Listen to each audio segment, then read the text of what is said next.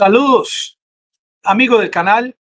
Mi nombre es Santiago Gutiérrez Villegas y hoy transmito en vivo y en directo y a todo color desde la ciudad de Medellín, Colombia. Hace unos segundos que acabo de tener una idea y quería, no sé, quería comentárselas. Qué bueno sería que inventasen un sistema para poder ver al instante la traducción de sus comentarios, porque aquí, por ejemplo, recibí un comentario de Sebastián: me causa espanto ainda existirem embaixadas operacionais dos, porque bueno poder entender, parece que para portugués, qué bueno poder entender. Y esa es una idea que les dejo para ustedes, los amigos curiosos del canal, a quienes agradezco tanto su visita. Hoy quería discutir con ustedes varios asuntos, porque en medio de tanta investigación que me toca hacer a mí, me he dado cuenta de un detalle: el hecho de que los sucesos que uno cree que ocurren en segundos o en minutos, o lo que ocurre en el escenario de guerra en Ucrania, por ejemplo, son asuntos que a veces se demoran 12 horas, 48 horas, tiempo en el cual apenas la gente que estudia estos temas está digiriendo el tema. Pero otra cosa también que me di cuenta en el día de hoy es cómo parece que la única forma en que se puede describir el progreso o la derrota en esta guerra de Ucrania, o la forma como están midiendo el avance, es con la contabilidad de los soldados de ambos grupos, de ambos bandos que están perdiendo la vida. Por ejemplo, ahora es el tema que vamos a hablar hoy, que hay aproximadamente 1.300 soldados cercados por tropas rusas cerca a la ciudad de Lysychansk, que ahora se las voy a mostrar. Ahí sí la noticia rueda por todo el mundo. Son 1.200, 100 mercenarios, son 1.300 en total, como cuando estábamos hablando de Azovstal, que hablábamos de que habían 2.500 miembros de este batallón Azov. Esto se ha utilizado como una forma de medir. Y lo último, antes de que iniciemos, antes de que se me olvide, es cómo hemos visto que mientras personas como Greta Thunberg, esta niña medioambientalista, quería, quería en sus discursos en las Naciones Unidas y a donde ella va, ella predicaba sobre el tema de las energías limpias. Miren cómo han aparecido ahora estos seres humanos dirigentes de la Unión Europea, por ejemplo, está luchando porque ocurra todo lo contrario que ella buscaba, todo lo que se habló, por ejemplo, el año pasado en Glasgow, en el Reino Unido, en esta reunión en la que se contempló el tema de las energías limpias. Hoy es muy importante conectar estos hechos que han ocurrido en las últimas 24 horas, como por ejemplo lo que ocurrió en Kaliningrado. Ustedes hay que estar muy atento a lo que está ocurriendo en este lugar del planeta Tierra, sobre todo en Lituania, porque hemos visto cómo el presidente de la Federación Rusa, cuando hace una advertencia, que ustedes pueden compararla con una amenaza, esto eh, no ocurre inmediatamente. Es como cuando él posicionó estas tropas en la parte oriental del territorio ucraniano, y a los 2 meses y unos días, inició su operativo en territorio ucraniano. Esto, vuelvo y le repito, la decisión que tomó Lituania, que obviamente se escudó con el hecho de que esto fue una directriz de parte, una directiva de parte de la Unión Europea, una orden de no permitir el paso, por ejemplo, de maderas, materiales para la construcción, carbón, acero y todo lo relacionado. No permitir que todo esto ingrese por territorio, por Lituania.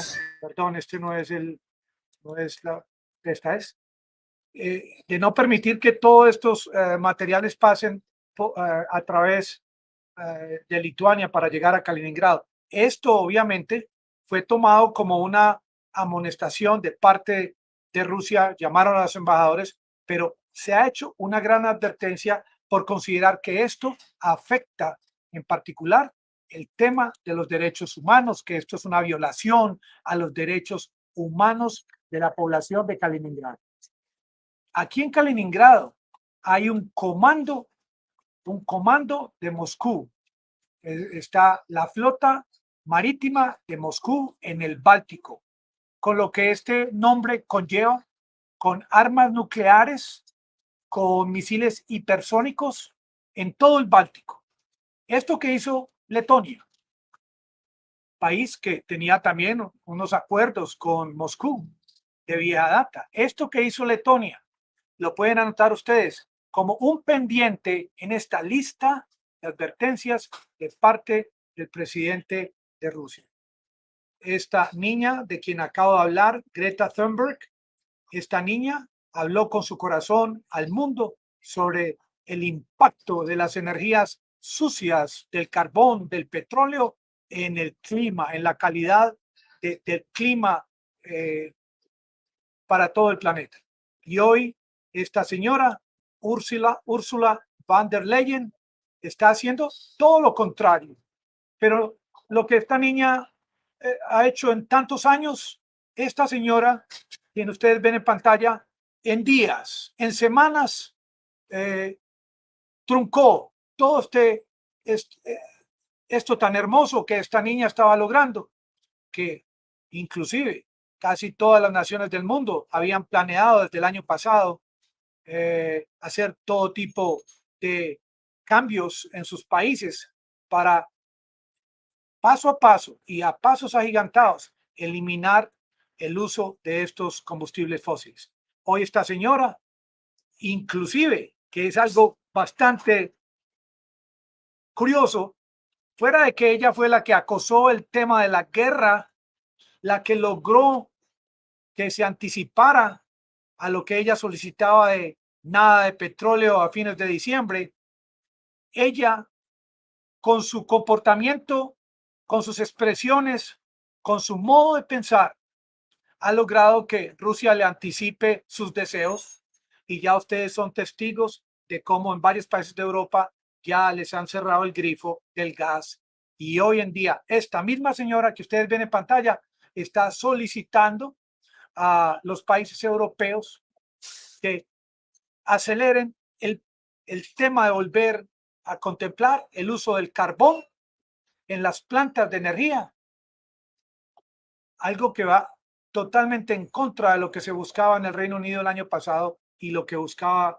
esta niña Greta Thunberg. Hoy en día, ante esta posición adoptada por Letonia, y ellos son de los mismos, por parte de la Unión Europea, que habló de esta sexta ronda de sanciones que no van sino a perjudicar a la población de Letonia, a la población de Kaliningrado. Esto que ocurrió hace apenas horas ha motivado a la OTAN, sobre todo a Alemania, quien fue la primera que salió al frente a ofrecer el envío a Letonia de 3.500 soldados de Alemania. Esta ha sido la primera medida adoptada por los países de la OTAN, anticipándose al artículo 5. Sin embargo, al estilo del canciller alemán Scholz, hacen el ofrecimiento y a los 5 minutos dicen, sí, ofrecemos estas tropas, pero se van a quedar en territorio alemán. ¿Cómo así? Se van a quedar listas, preparadas, inmediatamente sea necesario que se las enviemos, inmediatamente lo vamos a hacer al estilo de la 82, la 82 Brigada Airborne de los Estados Unidos, que están atentos en 18 horas a ir a cualquier parte del mundo, pero realmente les contesta el mandatario de Letonia, esto a nosotros no nos sirve. Letonia quiere que las tropas estén allá, al estilo de las tropas de los Estados Unidos en las bases militares, por ejemplo en Alemania, que los soldados y los oficiales viajan a Alemania con sus familias, con todos sus enseres, y obviamente esto le sale bastante costoso a los Estados Unidos con el tema de las viviendas, con el tema de los colegios, pero desde el año 2007, la OTAN ha propuesto otros mecanismos, otras formas de agilizar el tema del envío de tropas a países extranjeros.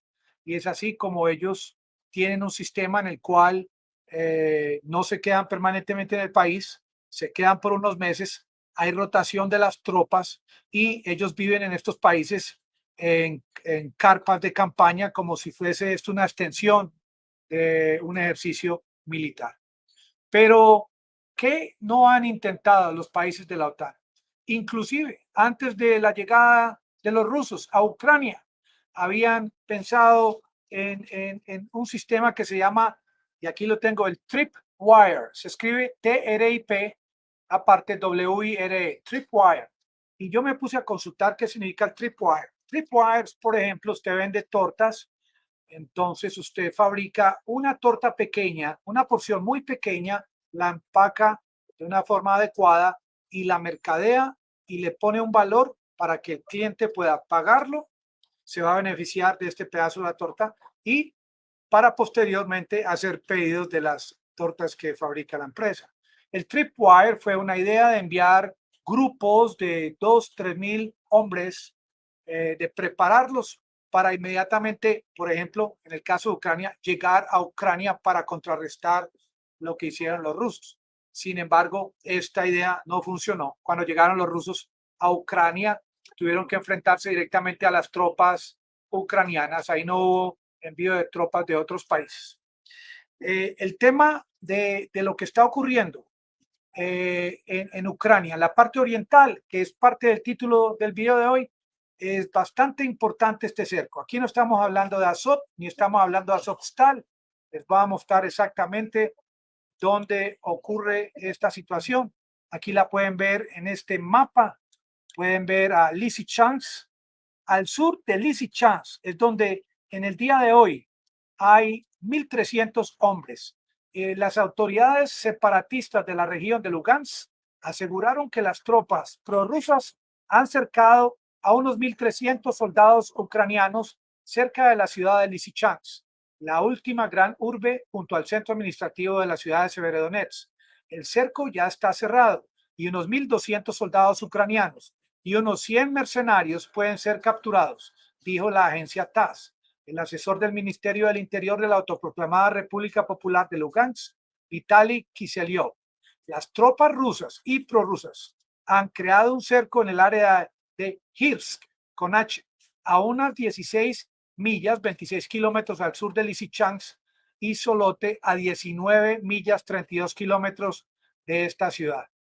Esto es noticia de última hora. Esto ocurre en el día de hoy en Ucrania y se continúa en la mayoría de los portales informativos con la noticia de que los rusos siguen adelante, que esta alerta roja de parte de Rusia en Kaliningrado sigue en pie y que este método o esta estrategia de parte de Rusia de disminuir el flujo de gas a territorio ucraniano, a territorio, perdón, europeo, está ya dando resultados como lo había planeado el presidente de la Federación Rusa.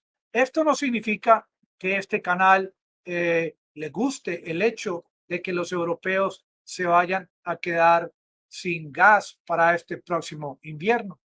Ni siquiera cuando los europeos apoyaban esta cantidad de sanciones contra Venezuela, yo les deseaba algo de este tipo, pero como dice el cuento, todos los que se meten con Venezuela se secan y yo no sé, parece que esto es verídico, esto es cierto, porque mire lo que está ocurriendo ahora en Europa, cuando allá Borrell y toda esta gente de la Unión Europea se sonreían ante esta devastación económica que veíamos en territorio de la hermana, vecina o país de Venezuela, que espero que muy pronto se restablezcan relaciones consulares y comerciales. Les quiero anunciar también que en unas horas, a las 8 en punto hora de Colombia, voy a lanzar este otro video Se lo estoy mostrando de antemano. Acabo de tener esa idea. Por favor, no se les olvide las traducciones a los comentarios. ¿Quién va a ser el primero que aparece con esta idea? Que todos podamos en cualquier idioma. Y les anuncio que mi hija Eliana, si de pronto oyeron al niño llorando, mi nieto, empezó a, a condicionar los videos para que por ahora los puedan también ver en inglés, con los subtítulos en inglés. Estoy muy agradecido por su visita y los espero en 2 horas por este mismo canal. Muchas gracias por su participación.